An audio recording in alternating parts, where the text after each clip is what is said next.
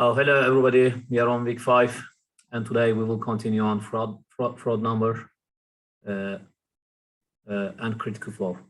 So the identification of the flow type on open channel, open channels are critical, it is important, and today you are going to learn a different concept. You have never seen it before in pipe flow because we don't have such a kind of flow classification in pipe flow. This is something specific for only open channel flow.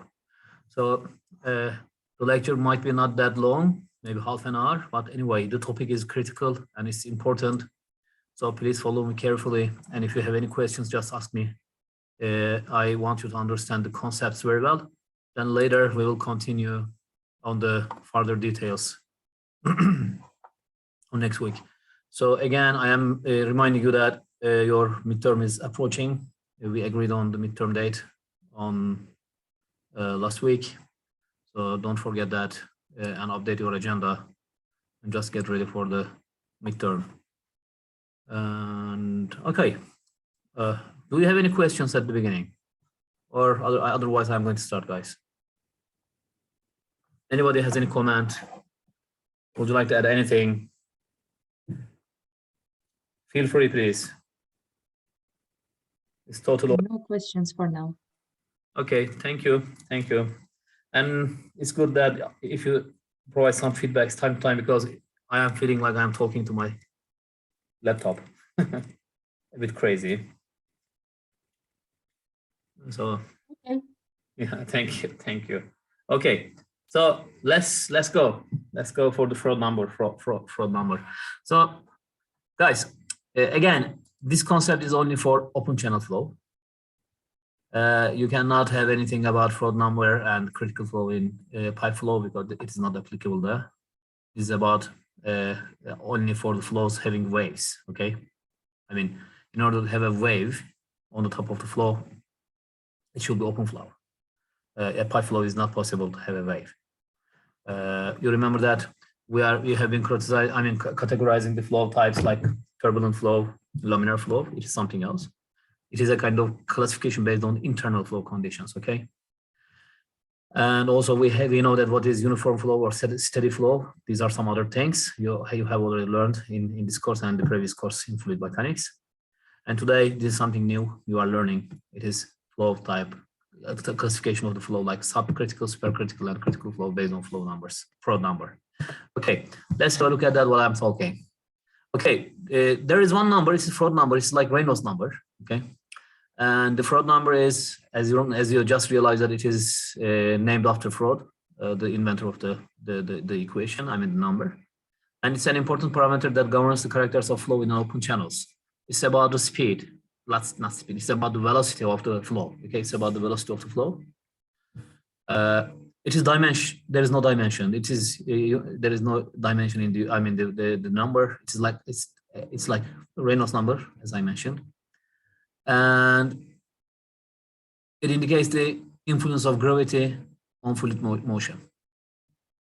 Okay, so the Froude number is a kind of number defined by the influence of gravity and fluid motion. It means that the impact of inertia versus the impact of motion. So by using these two concepts, the Froude number can be obtained. I'm not going to go into details of how to obtain the Froude number. If you need to learn it, okay? If you are interested in learning how you can get the Froude number, please go and check the reference book. Chengas book is good enough for open channel flow part. And then you will see that how the equation is derived from the parameters I mentioned. So here we have a simple equation for Froude number. The Froude number is equal to velocity over in a root square g times depth of actually it is LC. It is given here as LC. LC is the characteristic length of the flow. Okay, so here the characteristic length of the flow for the rectangular channel flow. It is typically it is our type of flow. We are, as I told you, that open channels are mostly rectangular. And you are going to solve the problem by focusing on the rectangle channels in the rest of the work, rest of the lecture. So we take it as y. It means that But if it is a kind of analysis for the waves on an ocean, for example, you are going to focus on the depth of the ocean. So this could be a kind of thing you can criticize. I mean, you can just use LCA value and you replace it with Y value. So our equation you will use in this lecture is the Froude number is equal to velocity over in root square gy. It's a very simple equation actually. It is like Reynolds number. Anyway, I will provide those equations as a kind of appendix at the end of the question paper, I mean exam paper. So I am not forcing you to memorize everything, including those equations. Don't worry, I will provide everything.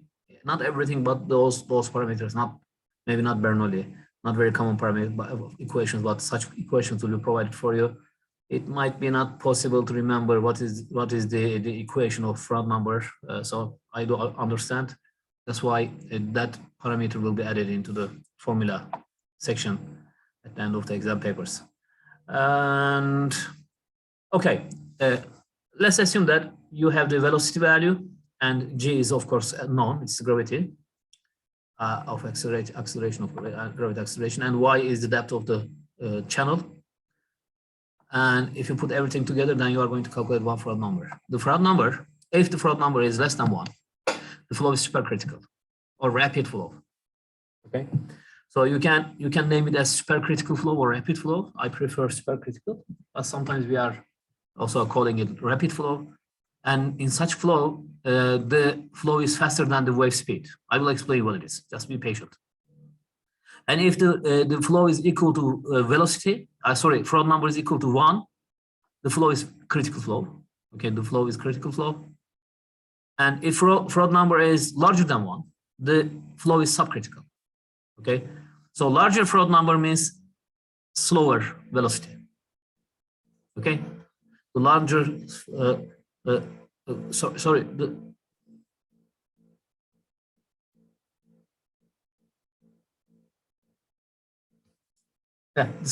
Froude number is larger than 1, it is going to be subcritical, or it's called also tranquil flow. That means that flow is slower than the wave of propagation speed. I will explain it here what it is.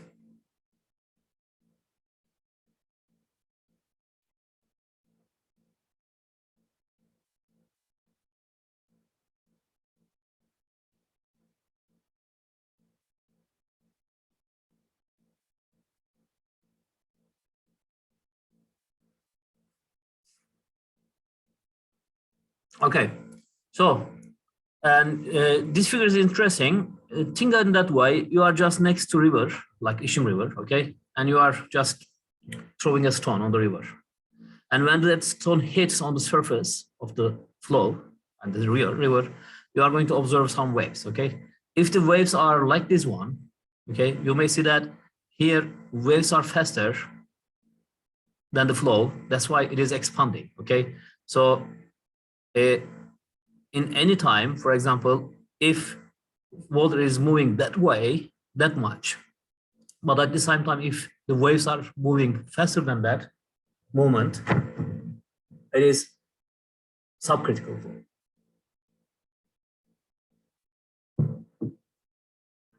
And in the supercritical flow, you are going to observe something like this.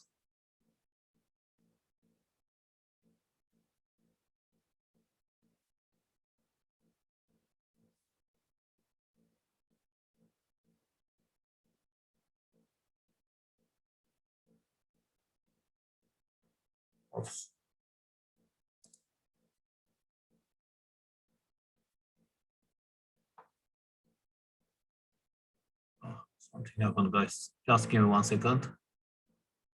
Yeah, here. Okay, I mean, I think it will be better if you watch some video here. I found an interesting video on YouTube, so I like to share the video. Just let's watch it together. It is just 1 minute.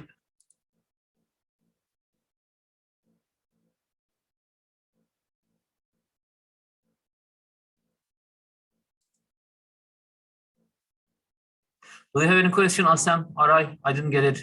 what is written on the chat? Are you asking something? They're just asking if you are freezing or not. No, I am not. I was not speaking. I was just something happened. I think just if you don't hear me, just make a sound. It seems that I have a good internet connection now. There is no problem. Okay, let's continue. Let's watch this first.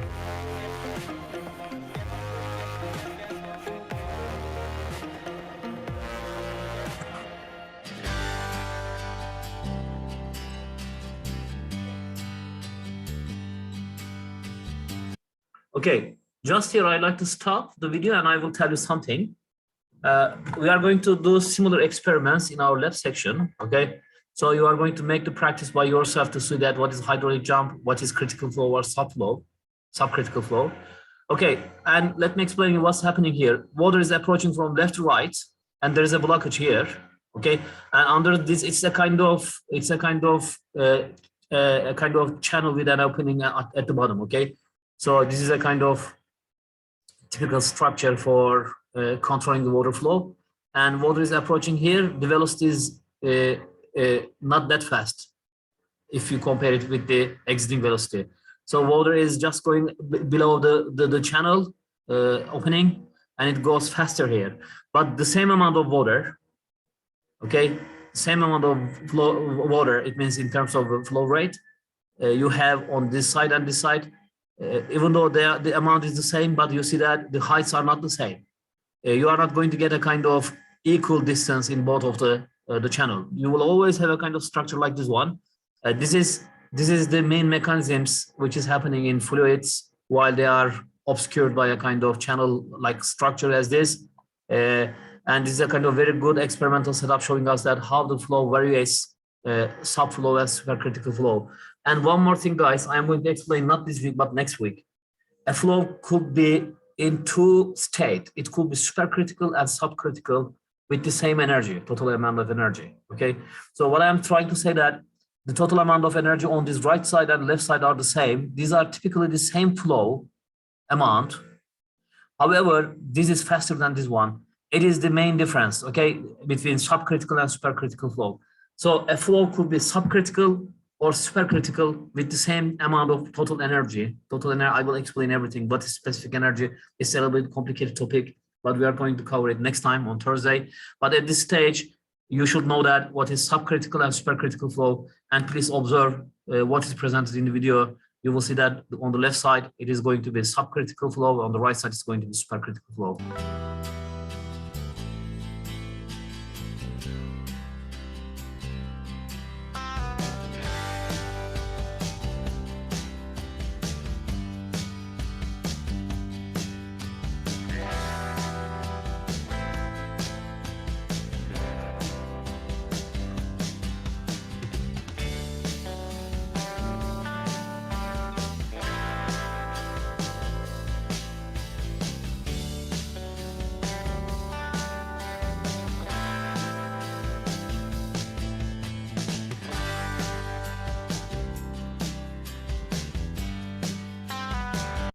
And here you see that water is just coming, approaching this weir, and after this weir, I mean, there's an opening on the at the below. The water goes here and gets faster. Okay, and here it is subcritical, it is supercritical. And if you change the velocity, if you change the amount of volume, then you are going to have a hydraulic jump here. This is hydraulic jump. Anyway, we are also going to talk about hydraulic jump, what it is on the next time, not today, but just focus on that. What you have here is a subcritical.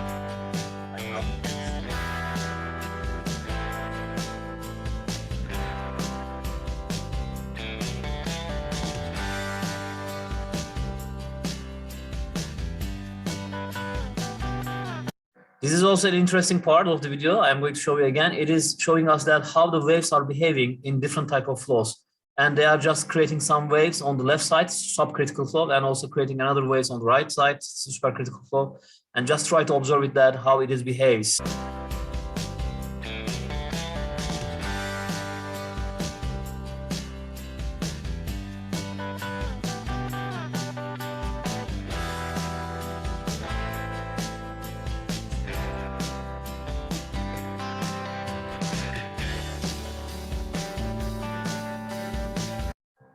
Okay, so this was a good introductory video. And while we are talking about the subcritical and supercritical flows, I think you just realize that there's another flow just exactly at the point of Froude number 1. It is critical flow. Okay. Yes, we can also get critical flow in many cases. It's important to know that what's the critical flow. And also critical flow is a kind of concept which gives us critical depth. Okay. So critical depth is more important than critical flow. Sometimes if you are if you are asked to decide if the flow is subcritical or supercritical, you can check the Froude number. An alternative way is that you can check the critical depth. So let's have a look at that what we have here. And for rectangular channel, as I told you, that if Froude number is equal to 1, and by using the equation given here,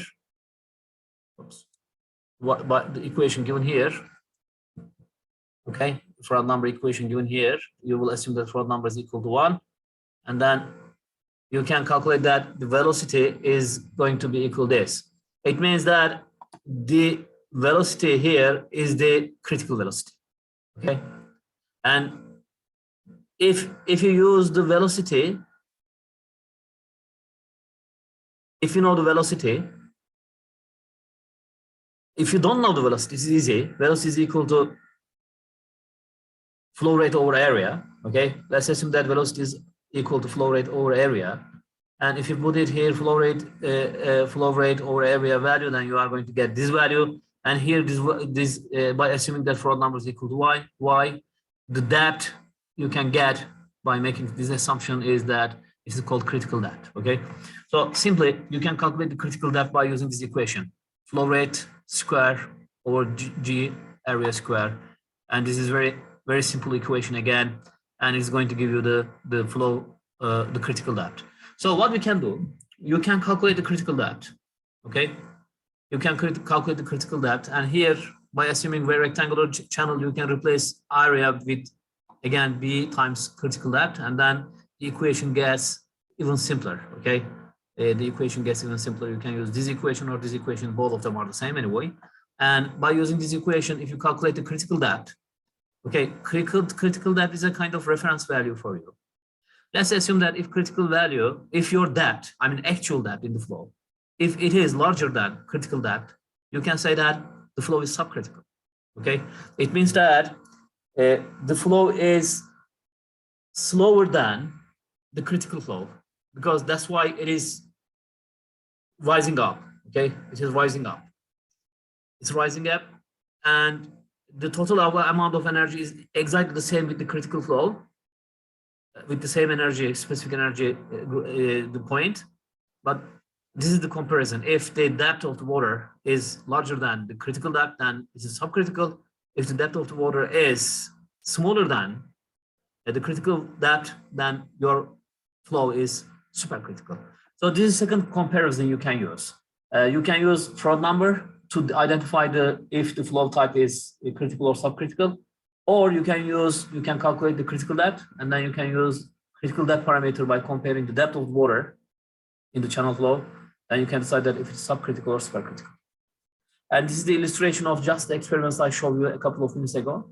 We have sluice gate here. Okay, the sluice gate has a kind of opening at the bottom, and the subcritical flow is approaching the gate.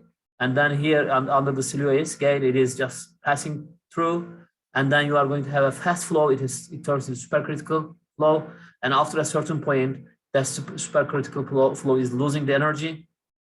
It is called energy dissipation. Okay, it loses some energy. It's energy dissipation, and losing that energy means that you are going to have a hydraulic jump, and you are going to lose a certain amount of energy. Then the flow will turn into again a subcritical flow. But after this process, you are going to lose some certain amount of energy, and then this is a kind of flow controlling system engineers prefer to use in the river systems and other channel systems to control the flow, and even dissipate some energy, because we don't want a kind of increasing energy if water is flowing from higher altitudes to lower altitudes. We just like to control it by making some structures to dissipate some energy to control the water flow. Okay, actually, it is one of the part of applications in flood basin controlling systems. And in order to lose the energy, the thing is, the concept is simple, guys. Please read these sentences clearly. It is written here.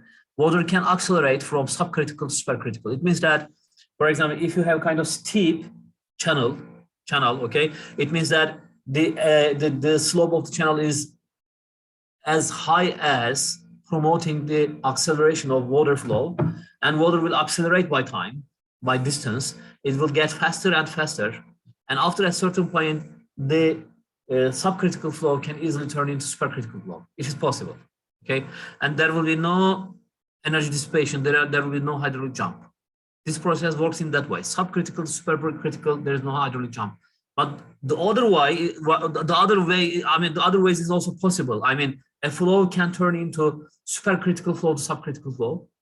But there is one condition, that if a supercritical flow turns into a subcritical flow, there will be always a hydraulic jump. Okay, I mean, a supercritical flow, if it's associated, followed by a kind of hydraulic jump, then it turns into a subcritical flow. This is a simple rule you should always remember while you are making some calculations and analyzing the problems given in the future. Okay, there is another video I selected for you. I think this is also good material. I feel that this part of the lecture should require some visual understanding. That's why I selected some videos for you. And also, again, as I told you, that we are going to make those experiments, similar experiments in our lab after the spring break, and you will have a chance to do those experiments by yourself, and even you will measure the heights, velocities, and other stuff, and you are going to test the equations if your calculations or if your analyses are correct or not, and you will do your own experiments in the second part of the lecture after the break. But at this stage, it might be interesting to see some videos. That's why I selected those videos for you. Let's watch this second video. Give me 1 second. By the way, can you hear my voice? Yes, you can hear. Do you hear the voice of the video too? Yeah. Okay, because I just shared the sound. I hope you are all able to hear everything clear. Okay. There is no sound actually in this video, but it is quite a similar video, but it is much better just focusing on the subcritical and supercritical flow, followed by. Okay, guys, this is one interesting thing. This place, follow my cursor, it's called drowning zone. Okay, if you have such a kind of structure, never swim here, okay? Because if you jump in the place, like this ball, and think about that this is a large structure, let's say like a kind of dam, and if you like to make a kind of swimming here, you are going to die. Because this place is called drowning zone, and there is no way any human being can escape from this part of this flow. So this is the most dangerous parts of the engineering structures. And if you approach any dam structure or any weir structures or such kind of energy dissipation structures in the river systems, there should be always a warning that there is a drone zone over there. Don't get in. Don't get in. I mean, if you just accidentally, if you jump in here, there is no way that you can survive. And please follow that what's going on. This subcritical flow on the left side, then it turns. Okay, follow my cursor. Okay, this is subcritical flow. Come in here, just on the top of the weir. Okay, just here. Okay, just here. Theoretically, it is supposed to be critical flow. Just here. Okay. So see that it's a little bit.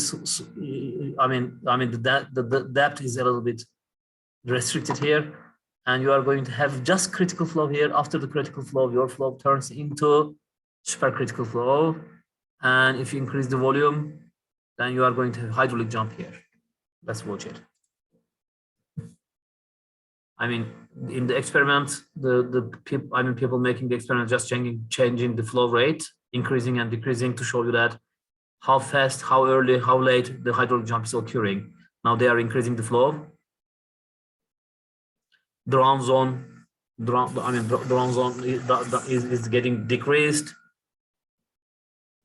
while hydraulic jump is occurring in an early place.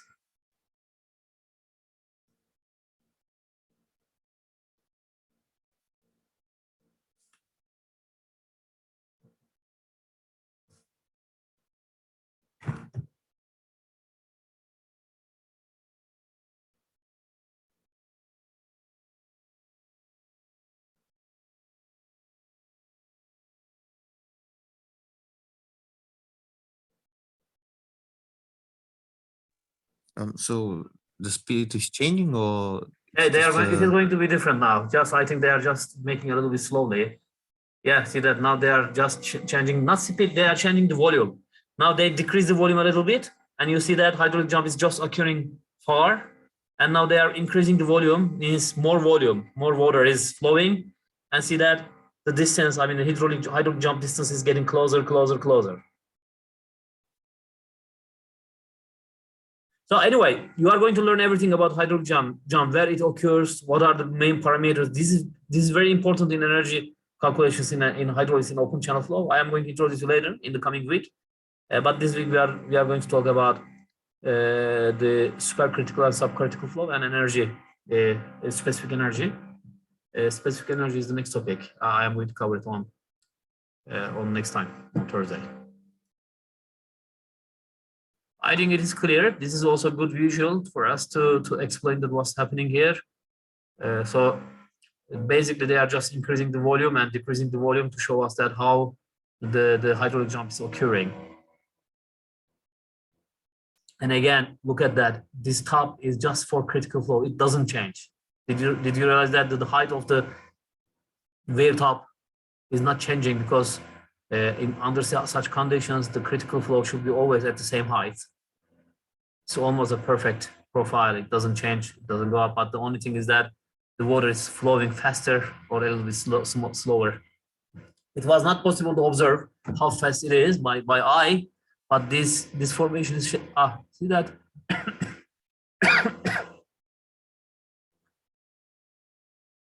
So why they are making such funny things? Because they are showing us that this is a kind of rust zone, and if you jump into that place, think about that this is a river system, a large river, and if you somehow by accidentally jump in that area, you are going to die.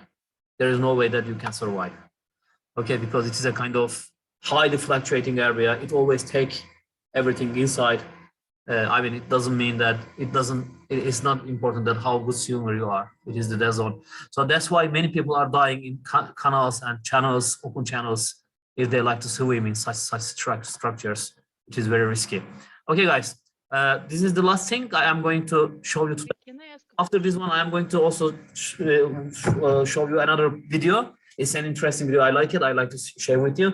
But this is the problem I will solve, and then the lecture will be over. Anybody saying something? Yeah, I was asking a question.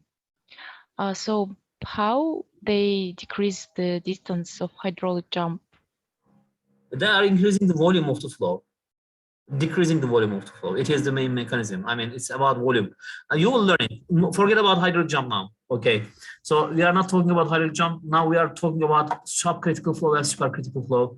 I am going to provide more details, and the equations and the mechanism of hydraulic jump later on Thursday, okay?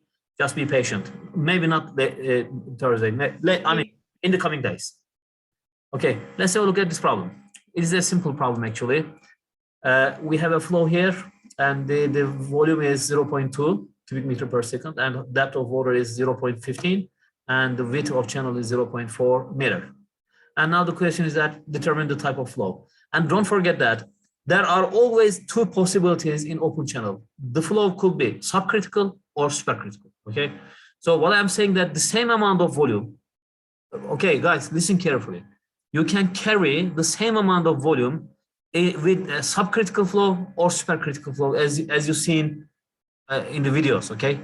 So it is possible. At this level of the channel, we don't know if it is subcritical or supercritical. So this is our interest, that if it is subcritical or supercritical. In order to identify the flow chart, flow type, there are two ways. You can calculate Froude number and compare with the threshold value of 1, or you can calculate the critical depth, and then you can compare it with the depth of the flow, like 0.50 meter. Let's do it in a way. I mean, I am going to calculate in that way. I am going to calculate both of you for you. And the average velocity is calculated as 3.33 meter per second. It is flow rate over area. It's simple. And the critical depth can be calculated by this equation. I gave you this equation in the earlier slides. And when you calculate it, you are going to find that it's around 0.3 meters. Okay. So let's have a look at that. 0.3 meters, that what critical depth is higher than the depth, the water depth, what we have, it means that our flow is flowing at a kind of depth lower than the critical flow. It means that the flow is supercritical. Okay, flow is supercritical. And let's check it with Froude number.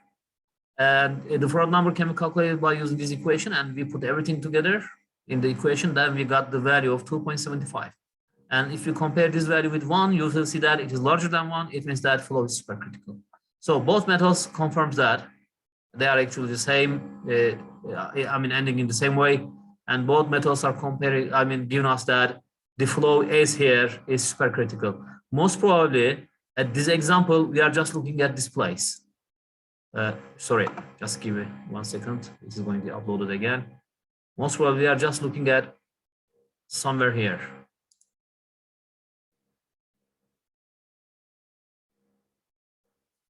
Yeah, we are just looking at somewhere here. Okay, supercritical means that it is a kind of flow we are looking at, not this part. Okay, and have a look at that. This is the same amount of flow. Same amount of flow rate is carried with the same structure, but here it is subcritical. This is supercritical. Our example is just a kind of example on this side. Okay, so guys, this is the last video. I like this video. Anyway, this video is kind of prepared by some group of people. Just I think they are university students, and I like their energy and their approach.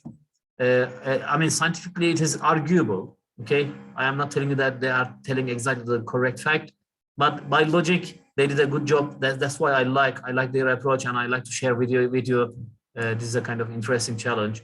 So the fact is that what we said, that if the flow is critical, the waves should be at the same speed with the flow. Okay, so it means that waves are always speeding up at the critical speed. Okay, so if there's a wave over any water system, the speed of the wave should be critical speed. So this is the theory, this is the fact, actually we know it. And those people are saying that, okay, let's calculate the speed, the velocity of the waves for tsunami. So if the velocity of the waves of tsunami is matching with the Froude number of 1, or the critical depth of the flow, then maybe they are right. Maybe the theory is right. So I like this video, but I am not telling you that this might be totally correct, but this is just a kind of attempt. I like it. That's why I like to share with you. Coming to you from ME 3340 at Georgia Tech, this is Froude's number and tsunamis. So first, what is Froude's number? It's a dimensionless representation of the square root of inertial force over gravitational force.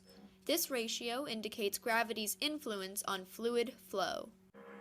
Here's the derivation of Froude's number. We take inertial force to equal mass times acceleration, and gravitational force to equal mass times gravitational acceleration. Remember, mass is equal to density times volume. By breaking down the components in the manner seen and plugging them into Froude's definition from earlier, we get that Froude's number is equal to the velocity of the wave divided by the square root of depth times gravitational acceleration. When Froude's number is less than 1, it is classified as subcritical and indicates that a wave on the surface of a fluid moves upstream. When Froude's number is more than 1, it is supercritical and indicates the wave moves downstream. When Froude's number equals 1, it is critical, meaning the wave moves at the same speed as the fluid. This is generally the case with tsunamis. On March 11, 2011, an 8.9 magnitude earthquake off the eastern coast of Japan triggered a devastating tsunami, with wave heights reaching 40.5 meters or 133 feet tall. The tsunami wave that hit Sendai, Japan is estimated to have traveled away from the epicenter of the earthquake at 224 meters per second, or 500 miles per hour. Depth of the ocean at the epicenter is estimated at 4,600 meters. The height of the wave at the shore was 10 meters, or 33 feet, which is roughly the height of a 3-story building. At this point, the wave was traveling at 8.9 meters per second. For reference, the fastest human sprint speed ever was 12.43 meters per second. So, if we apply this data in each case to Freud's number, will we get a number close to 1 as we would expect? Let's find out. Plugging in our numbers, we find Freud's number for the wave leaving the epicenter is almost exactly equal to 1, while closer to the shore, it is slightly further from 1. We can attribute this difference most likely to energy loss as the wave approaches the shore. So did we validate that Freud's number for the Japan tsunami is nearly equal to 1? Yes, we did. Thank you for watching. Yeah, okay. It is just a kind of interesting case. It might be a kind of material to learn topic to take your attention. Okay, guys. So let me check timing. Yeah, almost 40 minutes. The lecture is over for today. And do you have any question?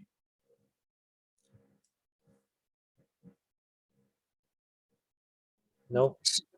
This theory that you showed, is it a valid theory or it's just a logical validation of the tsunami? This is actually, I mean, it requires some validation. I mean, I think the scientific assessment behind it is not that strong because we are not talking about the waves in oceans. We are talking about waves in channels, and then you can start questioning about the other type of waves.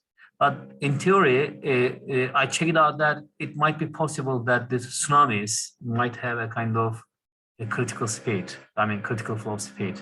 It might be correct, but anyway, this is an interesting video that I like it, and I just like to show you that how they are using the Froude number to test their theory. It is interesting, Daniel, you may check it out, okay? Okay, guys. So some clever people makes clever assumptions, and I like it. So you can do such things anyway to test the theories. So what I'm interested in that we are teaching you science and engineering at the same time. And I like to see that how you are applying those things into real life examples. That's why I like this video. They are just making a kind of calculation for tsunami, and they are suggesting that, okay, it is correct. The speed, I mean, the velocity of those tsunamis are matching perfectly with the height of tsunami. And the depth of the ocean, and it's matching with 1, I mean, Frost number. So it is not a coincidence, I think, that somehow they are providing some the facts, I mean, numerical facts for the theory. So that's why I like it. Anyway, okay, another questions, please. Amir, go on, please. Could you again show the page when we classified the Froude's number according to 1? It was in initial page, I think. I think you're asking for this, right? And then here we have Froude's number is less than 1 and it is supercritical, but I think in the videos it is reversed. Yes, I also noted that which one will be correct? In some cases it is looks another one. Which video you are talking about? In the video that you showed us, The last video? The Froude not with the ball, but the video where you show just information about the flows. The next slide, if I'm not mistaken. Okay,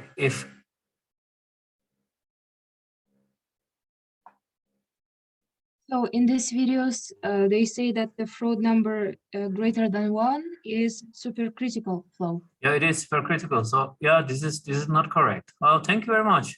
Even I solved the problem in that way. Have a look at that. Okay, this is a typo. Oh, why is this happening? Okay, thank you very much. You are very careful. I like it. The thing is that even look at our problem, and we solved that here. And also I said that if the Froude number is larger than 1, it is supercritical. Okay. So this is the case. Let me check it out if this is correct. If Froude number is larger than 1, oh, wow. Funny. Thank you. Who catch this? Who catch this? Amir? Takmina, thank you. I don't know why this happened. It is a typo, maybe. It is my mistake while I am writing. This is correct. I mean, this is subcritical, supercritical is faster, and Froude number should be larger. Correct. Correct. Okay. Sorry you. for the Thank you. confusion. It is just typo. It happened by somehow. I don't know. Anyway, go on.